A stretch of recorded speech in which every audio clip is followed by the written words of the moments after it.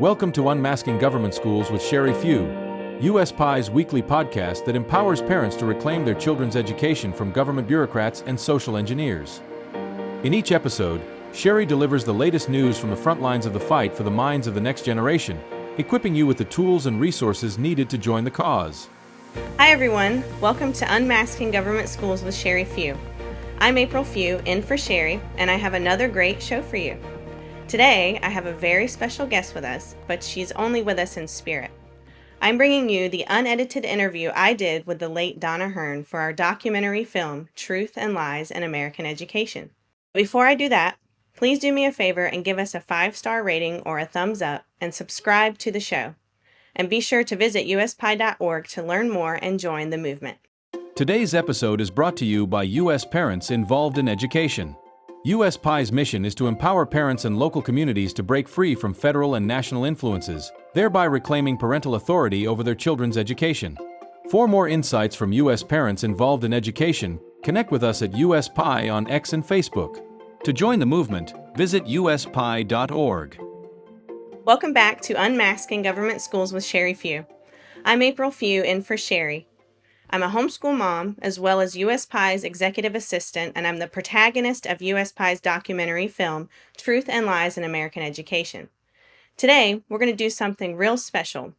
We're going to play for you the uncut interview I did for the film with an amazing woman, Donna Hearne, at the 2019 Education Policy Conference in St. Louis, Missouri. Donna Hearne was a steadfast cultural warrior who dedicated her life to defending America's founding principles.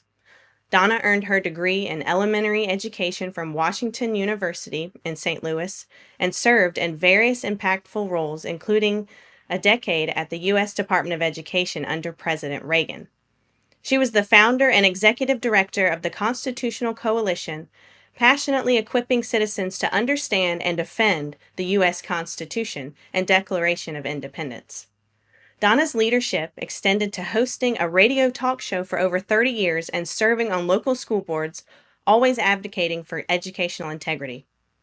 Donna Hearne's unwavering commitment to faith and family, alongside her visionary leadership, continues to inspire us today.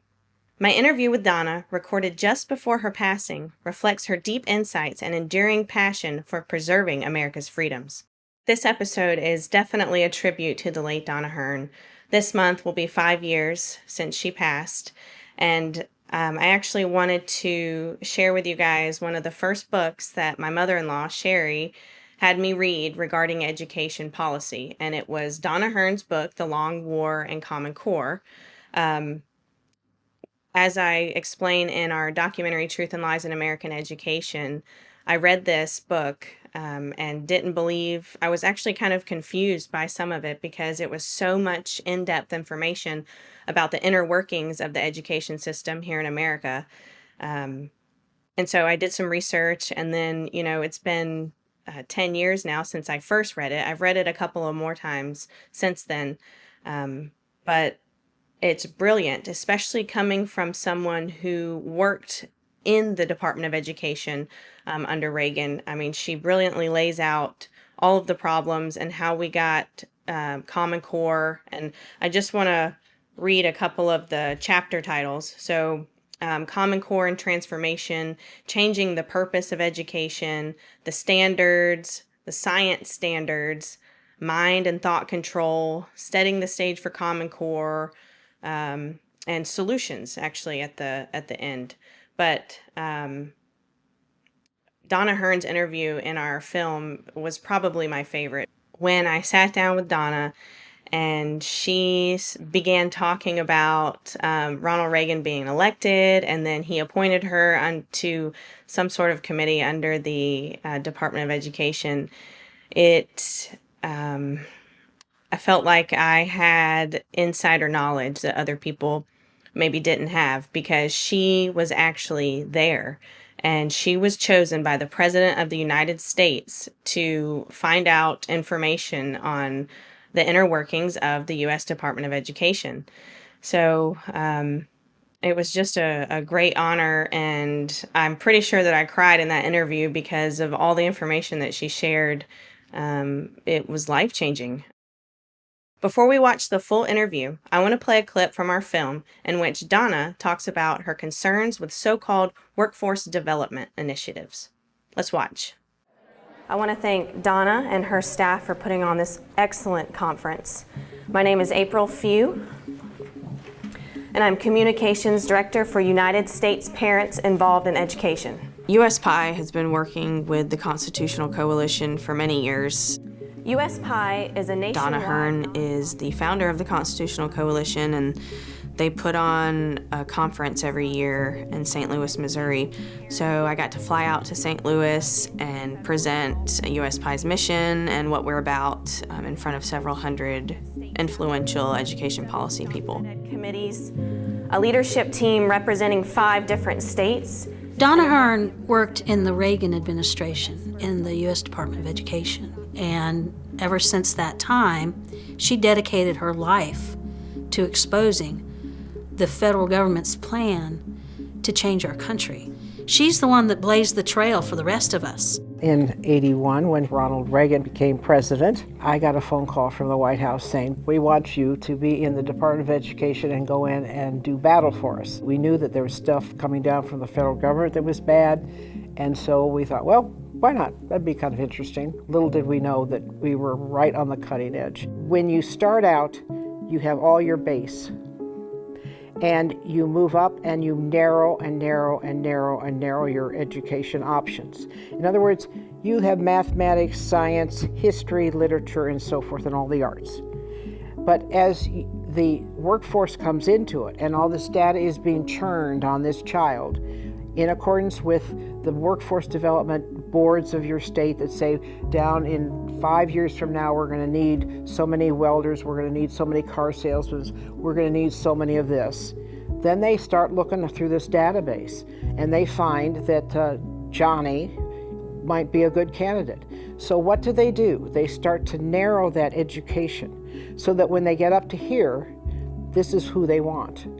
They have their welder or whatever it is that they're looking for. Historically, education's been like this, where you have at the bottom, you don't have a lot, but you build and you build on. You build on your sciences until you're pretty proficient in chemistry and physics and biology. And in literature, you begin to get really into the depths of literature and world literature, and the literature of our character. How do we form our character? And over here, the history, not just of your local area, but of the United States and the world. So you become an educated person with a broad range. When we come back, I'm going to play the uncut interview with Donna Hearne. Don't go away. I'll be right back after this. U.S. Parents Involved in Education has been blowing the whistle on how public schools have become increasingly dangerous for children and hostile toward parents, especially when it comes to so-called sex education. State laws and school policies prevent staff from disclosing student gender confusion with parents. Judges rule against parents opting their children out of sexually explicit content. Scholastic, one of the world's largest publishers of children's books, has gone all in on gender ideology propaganda with a resource guide dispelling binary notions of biology. The UN and the World Health Organization, in partnership with the Bill Gates-funded Rutgers Foundation, are working on the sexualization of children worldwide. Sexualizing children is evil and intentional and must be stopped. Tune in next week for more insights from U.S. Parents Involved in Education and connect with us at USPIE on X and Facebook. To join the movement, visit uspie.org. Welcome back to Unmasking Government Schools with Sherry Few. I'm April Few, in for Sherry. Today we're honoring the life of Donna Hearne, founder of the Constitution Coalition, established in July 1978 as a not-for-profit, nonpartisan think tank dedicated to educating and defending American liberties. Without further ado, here's my uncut 2019 interview with Donna Hearne in St. Louis, Missouri at the Education Policy Conference. Rolling? Okay. Spell name? Okay. Say and spell your name, please, for me. Donna Hearne, D-O-N-N-A, 2 N's, H-E-A-R-N-E. Would you tell me about your background in education, how you got started, even so far back to the Department of Education, please? Well, I'm by profession a teacher. an elementary school teacher, and 5 kids. That kind of tells you a little bit about you're always educating. But it was interesting because I really didn't spend a lot of time in the classroom, but my husband did. He headed up a history department, so we were always involved all of our lives in schools. And we saw what was happening in the schools, but, we're small. We're not able to do too much, but maybe we could do a little. So we got involved in politics. And in that process, I met a gentleman by the name of Ronald Reagan, had dinner with him, just 10 of us for 4 hours sitting around a table, and sort of admired a man who had a tremendous sense of humor, brilliant man, and very focused. And said right then and there at age 28, with my 4th child this far out, I'm going to help whatever I can to make this man president. So I co-chaired in '76 his campaign in Missouri, and following that in '81 when he became president, I got a phone call from the White House saying, guess what? We want you to be in the Department of Education and go in and do battle for us. I had no clue what was going on. No clue. We knew there were things called these outcomes and objectives that were bad. That's about all we knew, that there was stuff coming down from the federal government that was bad. And so we thought, well, why not? That'd be kind of interesting. Well, little did we know that we were right on the cutting edge. Let me just stop right there for a second and comment on something that Donna Hearne said that is so profound. She said that she had 5 children in school. Her husband and she, were involved with education, but not in like politics or anything. And so they decided, they were small. She said they're small. They probably weren't extremely influential in any way, just like normal parents who are working day to day raising children. But they decided to take a tiny, small step and get involved in politics. And that's what I would encourage parents to do, who really want to make change, who want to get involved. It doesn't take someone who has a PhD or someone who is an educator. I mean, it can be normal, everyday parents who love this country, love their children, and want to make a difference. You just take a small step, start going to, a school board meeting or a county council meeting or something like that, and you will catch on quickly, very quickly, as did I years ago, as to what is happening. So I just wanted to encourage parents who feel like, I don't know anything about politics. How could I ever make change? Because I was totally there. Didn't know anything about politics until I married my husband, who's Sherry's youngest son, and she was involved obviously for many years. And so it opened up an entire new world. And just by going to one school board meeting, I learned so much more than I ever thought that I would. So just want to encourage parents who feel inadequate that you are not inadequate. And all it takes is just one small step and being consistent, and you can make a lot of impact. So, because nobody knew what was going on in education, and as in my position, I served 10 years totally in the department, 8 years under 3 presidential appointments, the last being the president's, one of the 2 from the White House, to what was called America 2000, which became Goals 2000, which became Common Core. I mean, it was just an evolution there, that I was to go in there and to mess it up. I was to be the person to try to stop it from working. Well, it's a pretty huge bureaucracy. Carter had civil serviced in 5 levels of political appointments in all the departments, and particularly the Department of Education, which was new and his baby. So everybody we were working through, we had to go through this filter 5 levels down before we could get information. We found out that they had these labs and centers that were developing all the future education for America. Nobody had visited them from the federal government, but the checkbook was unlimited. So several of us decided to break them up, and there were, I don't know, maybe 15 or 18 of them at the time. So we went out and visited these different labs and centers. Quite an experience, quite an experience. And a gal who was a state senator from Indiana went with me, and she was on this board that I was serving on at the time. Between the two of us, she was the heavy, I was the nice guy.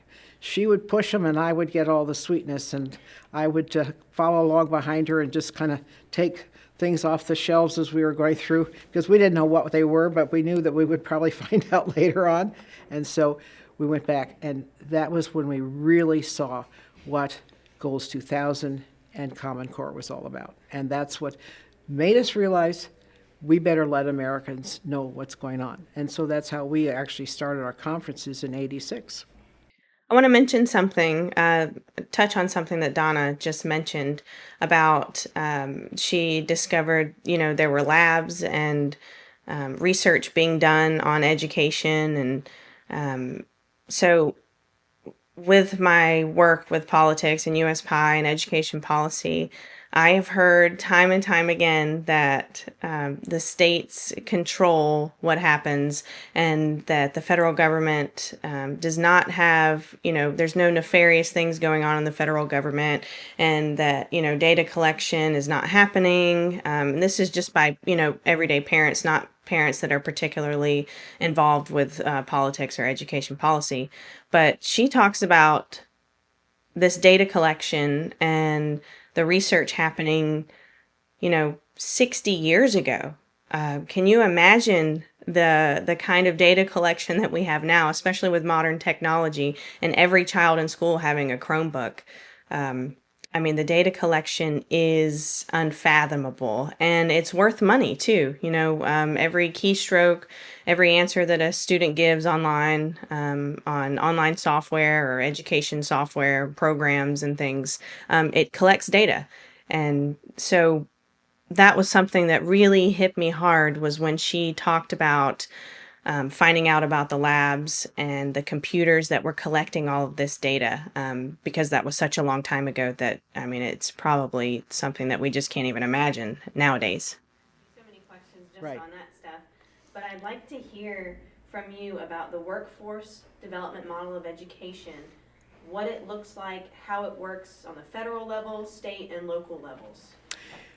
It's a big question, because it really has to go back to the 1830s with the Frankfurt School, the communists coming over here to the United States, landing in Columbia University, and John Dewey there in the teachers' colleges, and they knew that they had to really, if they wanted to take over America, they knew they had to go into the schools.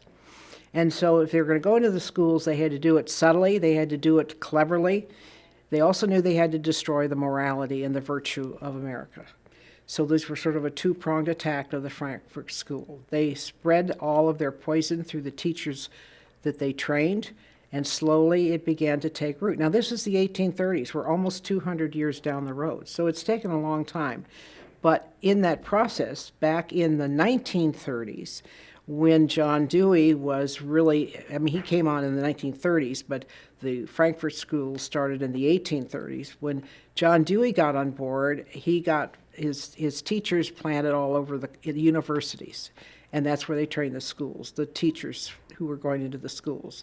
And what happened is that as you looked at, particularly when we were in the Department of Education, looked at what was called the outcomes and objectives, what you suddenly realized is that, hey, this is the top level of government in the United States, the federal government, that is deciding what a child is going to look like down the road. Well, go back until 1965 when we had the Great Society, and that's when we first started to get an Office of Education, and that's really when the federal government first really wandered into this field. But because, it was unlimited money and nobody was really paying attention to that issue, they managed to set up these labs and centers, and they started working on what was called we call them the code books.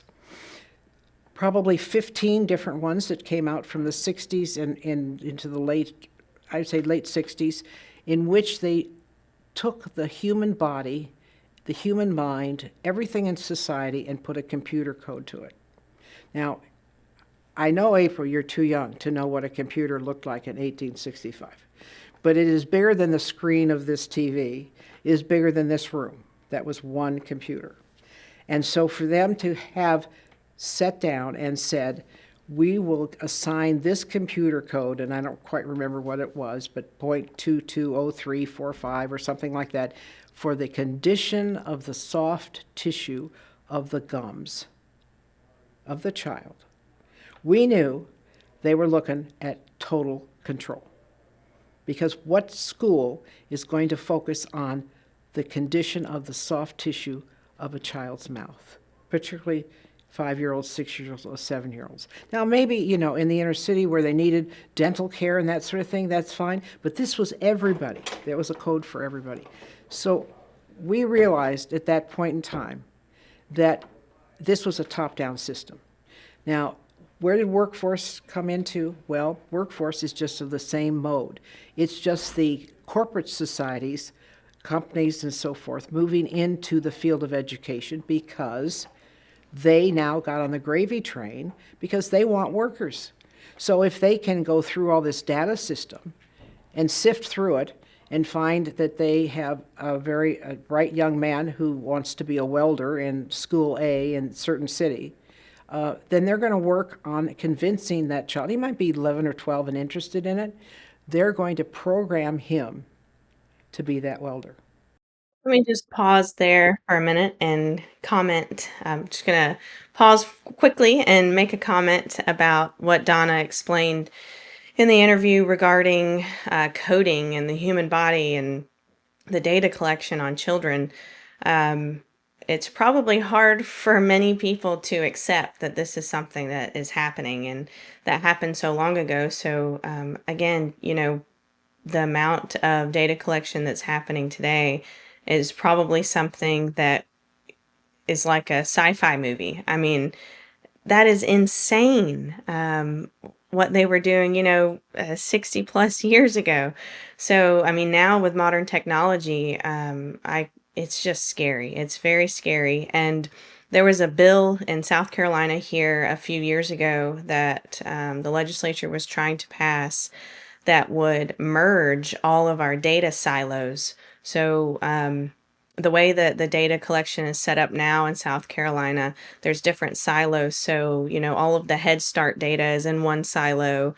The Department of Agriculture regarding education. So, like the free and reduced lunch money, that's in one. DHEC, DSS, they're all in different silos, separate.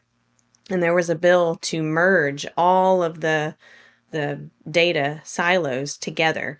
And so this just reminds me of that because it's, it's more centralized control. And, why would the federal government or state government even need all of this kind of information? I think there's just only nefarious reasons why. So very scary. If this is totally in control, you have a government that is saying down the road, because education is a process, they're identifying kids at 11 years old and 12 years old for these careers. They call it career education. They're identifying who that child will be. And let's say 5 years down the road when he gets out of high school, that industry doesn't exist. How many industries are in and are popular at the moment and gone? I mean, this is what happens in a society that is growing, and particularly in a technological society. We have things that didn't even exist. How many of these technocrats 25 years ago would have been training our kids for cell phone manufacturing? Didn't even know about a cell phone. But the point is, this is a top-down totalitarian. It didn't work in Russia. It didn't work in Germany. In all of the European systems, they filtered out the children that they thought were going to be the leaders and gave them one kind of an education. They filtered out the other children that were going to be in the crafts and in the technical fields and the hands-on fields. The government made that decision, not the individual, not the child, and certainly not the parents. It's now to the point where it's very smooth. Parents have no clue that it's happening. They're told that their child has this great ability and we really need to amplify it up. Well, what happens when that child gets up and he's supposed to be a welder and he's really brilliant in the sciences? And he says, "Mom, I want to be a doctor." Well, he's missed out on some of the education along the way. Plus the fact that the system is against him to go on to med school and all the rest, unbeknownst to him, because all of this is built on the data collection that when we went back to the Northwest Regional Lab in Portland, Oregon, in the 60s and 70s and 80s that developed all of these different computer codes. It all goes back to all of the shuffling of that data. And if the child's been pegged hold for a certain thing, that's where he is. You know, I remember when even I was in high school, there were, late middle school in like the 8th grade, we had to go to a little class on careers, and we had to choose a career cluster that we were going to go into. So, you know, maybe we wouldn't say necessarily, I'm going to be a doctor, but something in the medical field. So, I mean, what she's saying is totally true. And that's even how it is now. I think in high school now you have to declare, well, we did when I was in high school, late high school, we had to declare a major, you know, saying that this is what we were going to major in college. And so it's definitely the workforce development model of education is something that is problematic and that most people do not understand. So Donna is just a wealth of knowledge, and her interview is invaluable when it comes to workforce development education. If this continues, what kind of future for education in America and America as a country, where do you see it going? Well, first of all, I would say, April, that education is headed off the cliff. We have so many millions of children who've already been plugged into the system. When we first tried to raise the issue, you know, people looked at us, and because the terms were technical, they came out of this German intellectual movement of how they were going to make the perfect society. And what the fallacy of this whole thing is that where this came from was these are godless societies. They thought they were God, and they do believe that they are the gods, that they can determine what the future is going to be. Now, many of these people are wonderfully good people, people who are the best of motives, who truly think that if they work hard and work with these kids, they're going to get to the right place. But the problem is that government cannot tell you what's down the road. And that's the disaster that's coming. Because a good illustration is Mike Rowe of Dirty Jobs. He goes around the country talking about the fact that we don't have enough carpenters, we don't have enough electricians, we don't have enough people who've skilled with their hands. And the fact is, because of much of what's going on from the elite side of this, that's a second-class citizen. Now, they don't tell that to kids, because what they'll do is they'll have to peg enough kids into being the carpenters and so forth, but they're not the elite. So they're never given the kind of moral foundations that our classical literature gave. For instance, Common Core now is filled with all of the mandates of literature. Well, no, literature is not the goal in English anymore. It's technical readings. And if you read through the Common Core, you find out about how OSHA can come in here, and you read an OSHA prescriptives, and you say, well, okay, we can do this, and how would you end it like this? That's not what literature's all about. We're not reading complete Shakespeare. We're not reading the complete wonderful literature of Thackeray and just so many, John Bunyan. We have so many people that have gone before us, and not only has the literature given us a way to learn about character, but it also gives us an illustration of this guy tried this, it didn't work out. That's a bad move, so I'm not going to make that move. We learn lessons in our literature. Instead, the lessons today in whatever literature there is have now assumed a destructive moral purpose, and that is to remove the moral foundations of America. So the stories you're seeing in the books for the little children are just awful stuff. And so it's not the uplifting, encouraging, you can be this if you want, you can dream big and be anybody you want to. Not if they continue what they're doing. We won't have that as an option. But where are we really headed? It's going to crash. Will we as a nation have the gumption to recognize that the problem's in the schools? Most politicians don't look at the schools. They don't look at what the curriculum is. They look at the budgets. They look at the teachers' unions. They don't look at the curriculums. They have completely ignored what does it take to create a leader that is virtuous and wise. Well, some of us are working on that because we have to train up and we have to raise up, not just train, but raise up a generation that is virtuous, that is wise, that is courageous, that is educated in the way of the classics, of the history of who we were. You know, if you don't know who you were, you don't know where you're going. I mean, it's just pretty basic stuff. For us, it is, but the world isn't paying attention because the Frankfurt School set out to make us a pleasure-oriented culture. Now, that's what I would call an almost successful case. But there's enough Christians, there's enough good people, I think, that can push back, and that's what has to happen. All the people who are in elected politics, they better get themselves up to speed on what is being taught in their schools.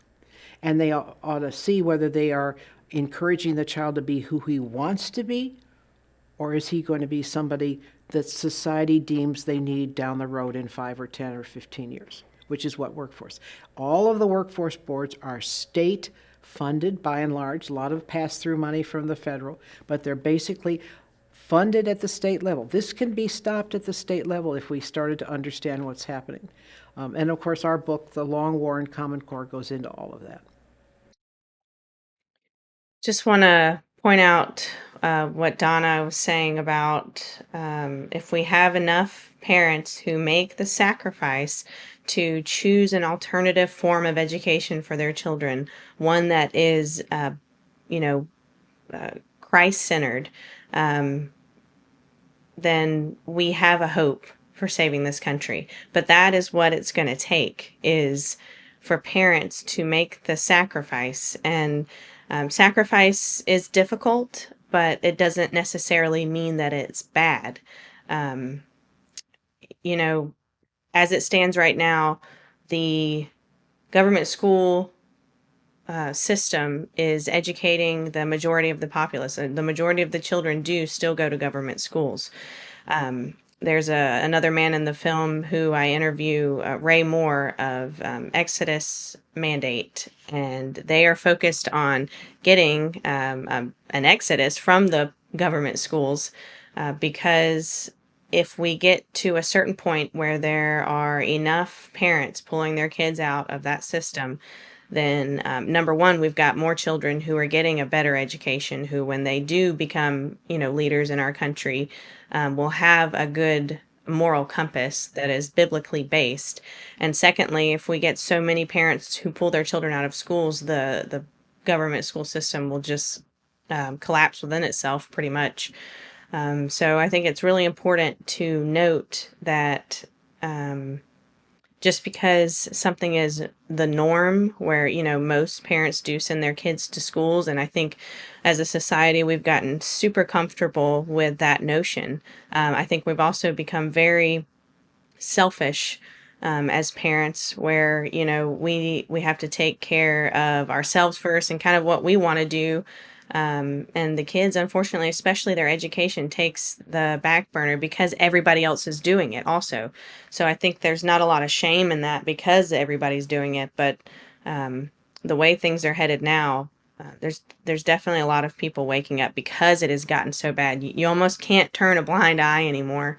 But I wanted to emphasize that because Donna, she's 100% right and so brilliant, and I love that she touches on parents getting their kids out. This is a toxic world, April, and I would say that you have to first recognize that it is a war. We are at war with evil. And evil is going to come after your family, it's going to come after your school, and it's going to come after your church. So the first thing you have to know is you have to know your enemy. You have to know where it's coming from. You have to educate yourself. But the second thing, and the most important of all of it, is you personally have to have a relationship with Jesus Christ. You have to not only just have a relationship, you need to be studying and absorbing His Word every morning of your life, because He's going to talk to you and guide you through all of that toxic waste that's out there if you are listening. But you can't listen if you're not reading His Word. So it's important for our young moms to know that this is warfare. It's a warfare for their child. So not only do you need to be in the Word, but you need to be praying for your child and your family and so forth. You know, quite frankly, many people don't realize you can spend as little as 20 minutes a day, and you can read through the Bible in a year in less than 20 minutes a day and have some prayer time. It really is amazing. Now, if you really start listening to the Lord, it gets a lot longer because He's a lot of things to tell you. But that's the most important, is for you to seek the wisdom and the guidance of our Holy Father, who, as we say in our Declaration of Independence, He is the one that gives us our rights, not the government. Amen. Wow. That's great. All righty. Wow, yeah. Everything that Donna said there at the end. I mean, this was 5 years ago that we did this interview, and I always get pretty emotional when I talk about or think about what the Lord has done in my life and my family's life. Because, I mean, there was a point in time when I didn't even want to have kids, never wanted to get married, didn't believe in God, or thought that, what did I need God for? And yet here I am now. And I just look back on some of the ways I used to think, and how He saved me from that thinking, and how He protected me during those times. But I think the most important thing that happened was He used people in my life to get me to the point where I am today, where I know and believe that the most important thing for my children is to know Him. And that's one of the main things that we do with our homeschool. You know, we don't do math and English and science and history every single day. Some days we do math, some days we do English, but pretty much every day we study the Word of God and read Scripture. And my children will tell you that Jesus Christ is their Lord and Savior, and they're 9 and 5. That is the most important thing. But yeah, this is why Donna's interview is my favorite. She was an amazing woman who, as you can tell, truly cared about our country, truly cared about our children. And the opportunities that she had in the Department of Education just made her, such a threat to the communists and to those who do want to take over and have control. But, anyway, we do need to take another short break. But when we come back, I'm going to play a clip toward the end of the film with a hopeful message from Donna.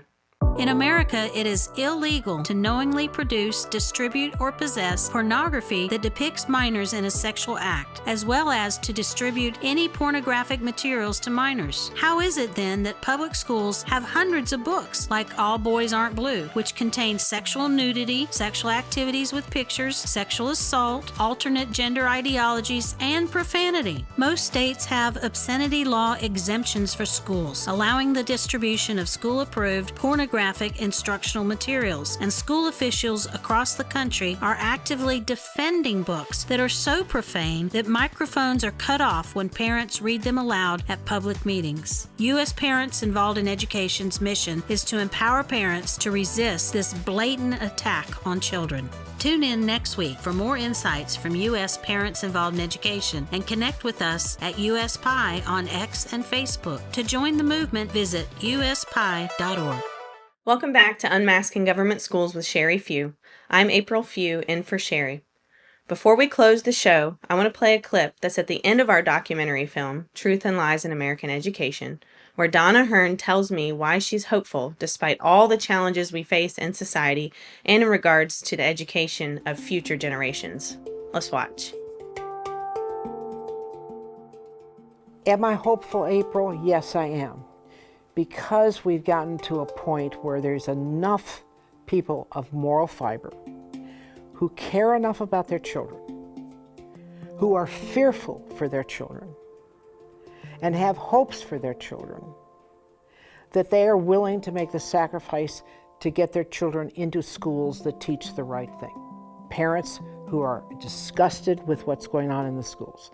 And if we have enough of that disgust, I think we'll have the fire in the belly. That's what we need.